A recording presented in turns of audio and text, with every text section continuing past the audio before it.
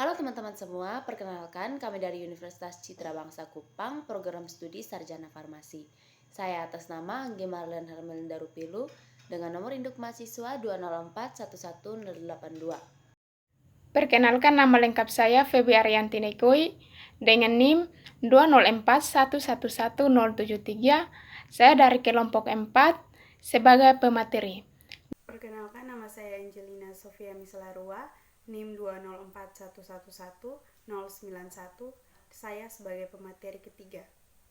Perkenalkan, nama lengkap saya Maria Tamuinya, NIM 204111090.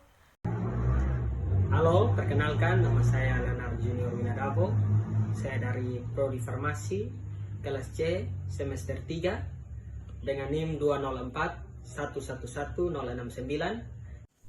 Perkenalkan, nama lengkap saya Matilda Serlina Bahari dengan NIM 204111075. Pada kesempatan kali ini kami akan membahas mengenai metabolit xenobiotik. Selamat menonton. Pengertian xenobiotik. Xenos yang berarti asing. Pengertian keseluruhan dari xenobiotik adalah bahan kimia yang terdapat di dalam tubuh namun tidak dibutuhkan atau diharapkan oleh tubuh makhluk hidup atau tidak diharapkan terdapat dalam jumlah yang berlebihan. Ada beberapa contoh xenobiotik, yaitu obat-obatan, bahan pengawet makanan, polutan. Kemudian penampakan di dalam tubuh akan memberikan efek toksik. Agar tidak bersifat toksik, maka harus dieliminasi dari tubuh melalui urin, empedu, keringat, dan udara ekspirasi. Xenobiotik ini harus diubah menjadi senyawa yang larut dalam air melalui suatu rangkaian metabolisme. Metabolisme xenobiotik dapat terjadi di hepar dan jaringan ekstrahepatik atau paru, ginjal, mukosa sel, cerna kulit. Ada beberapa jenis metabolisme xenobiotik. Terdiri atas dua fase, yaitu fase reaksi non-sintetik dan fase reaksi sintetik atau konjugasi. Fase 1.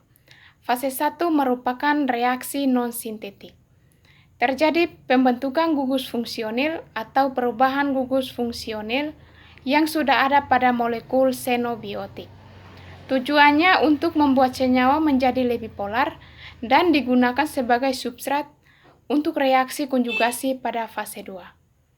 Pada kondisi tertentu, fase 1 ini dapat merubah senyawa inaktif menjadi aktif. Secara garis besar, reaksi ini meliputi oksidasi, reduksi, dan hidrolisis. Yang pertama, oksidasi, penambahan gugus O2 dan hilangnya gugus H+.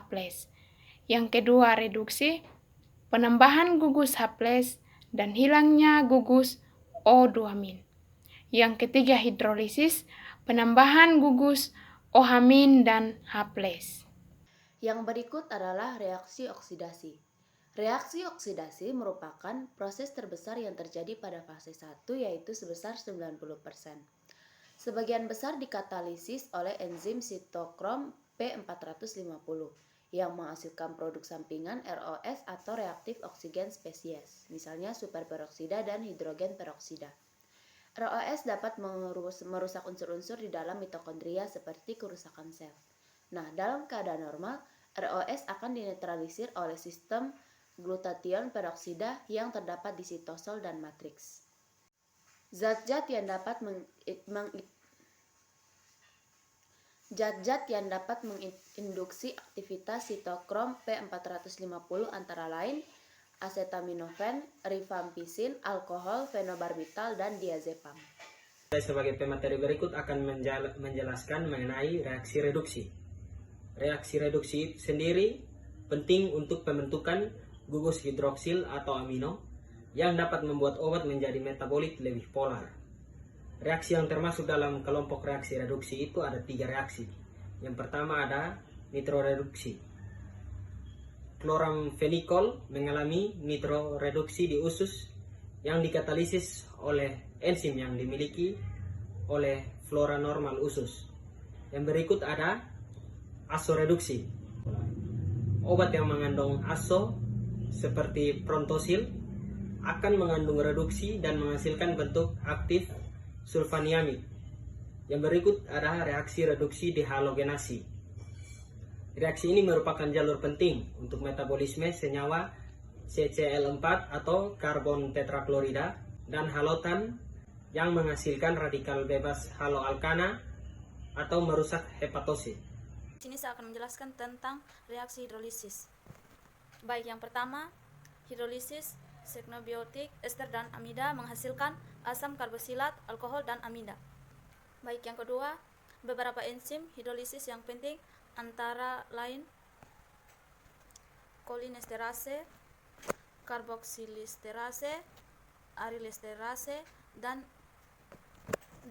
endopeptidase. Sekian dan terima kasih. Yang berikutnya adalah fase 2. Fase 2 merupakan reaksi sintetik atau konjugasi yang dimana terjadi penggabungan substrat yang dihasilkan dari reaksi fase 1 pada gugus fungsionilnya dengan senyawa endogen atau glukoronida, ester sulfat, glutathione, asam amino atau gliserin dan glutamin, dan asam asetat. Reaksi sintetis ini meliputi yang pertama, konjugasi dengan glukorinil, yang kedua, konjugasi dengan asam amino, yang ketiga, konjugasi dengan glutathione, dan yang keempat, konjugasi dengan sulfat, hidrasi, metilasi, asetilasi. Reaksi fase 2 dikatalis oleh enzim-enzim sitosolik kecuali glukoronil transferasi. Sekian dari video kami kali ini. Terima kasih karena sudah menonton. Atas perhatiannya kami ucapkan terima kasih.